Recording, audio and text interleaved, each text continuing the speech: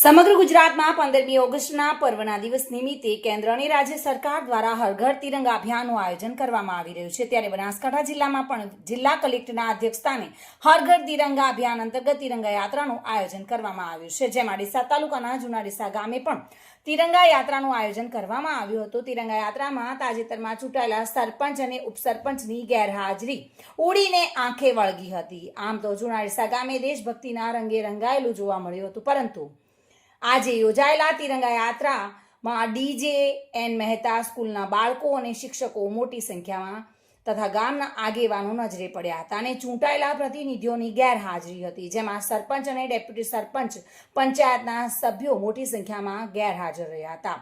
તલાટી કમ મંત્રી 3 પંચાયતના સભ્યોની હાજરી જોવા મળી હતી। ત્યારે આમ તો ચૂંટાયેલા પ્રતિનિધિઓ સામાન્ય કાર્યક્રમમાં પણ ફોટા સેશન કરાવવા માટે દોડી આવે છે, ત્યારે દેશની આન બાન શાન એવા તિરંગા યાત્રામાં ચૂંટાયેલા પ્રતિનિધિઓ કેમ જોડાયા નહીં, જેને લઈને અનેક સવાલો ઊભા થઈ રહ્યા છે। વિપુલ મંડોરા સાથે bureau report, today Gujarati news.